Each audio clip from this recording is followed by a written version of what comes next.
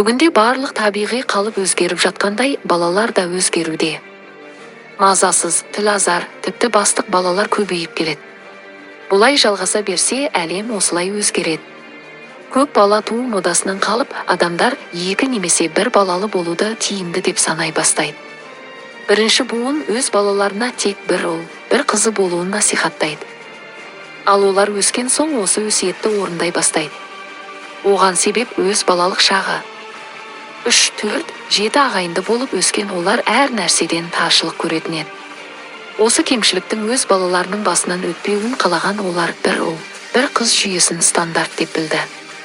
Бастапқыда бұл өз пайдасын тигізгендей болды. Ұлға ұлдың, қызға қыздың тәрбиесін беру оңай сияқты көрінді. Ал шын мәнінде бұл 2 бала арасында бақталастыққа келді. Ұлға ойыншық мәшине алса, қызға қуыршақ. Қызға кесте үйретсең, ұлға күрес үйрету керек. Екеуі тең түспесе, үйде дау туады.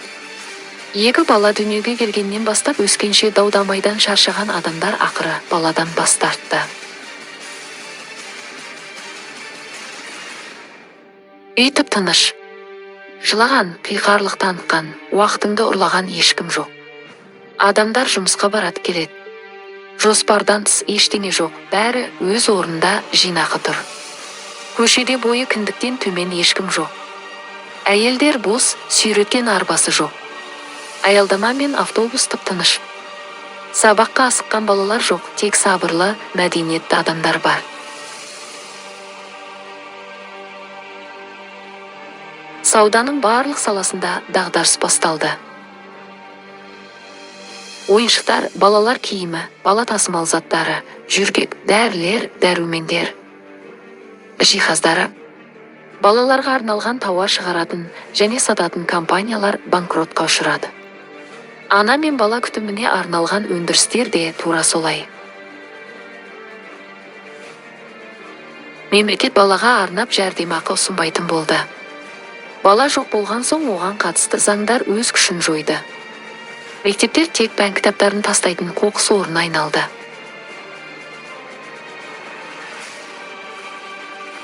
Уақыт өте келе ерлердің ұрыға әлсіреп суық сұйыққа айналып жойыла бастады.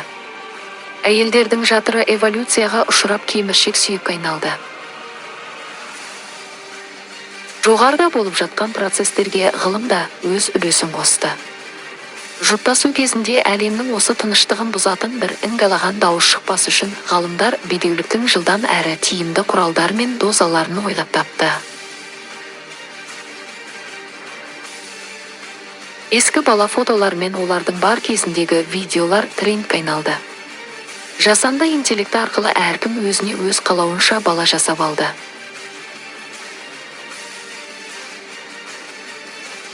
Адамдар қамқорлық, мейірім, тәтті, иіс, бұлдыр сөз дегеннің не екенін ұмытты.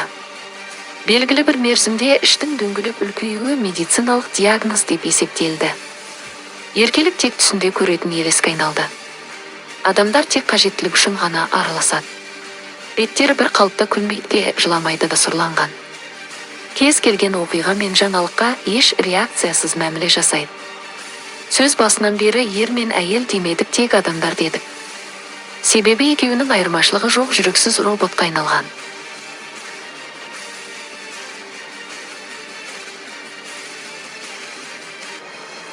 Генетика мен табиғи инстинкт адамды толық тастаған жоқ. Бір шаңырақ астында адамдардың көзінен таса жертөледе іші дөңгелек әйел ыңырсып жатыр. Жүзі басқа адамдарға ұқсамайды, мейірім мен үміт бар. Жүзі қызғылт тартып, әлі де қаны мен жаны барын аңғартады. Қасында ері отыр алаңдаулы. Не істесем екен, қалай көмектесем деген сұрақтар жанарында. Қиналған жарын үнсіз қолдап, сәбиін күтуде.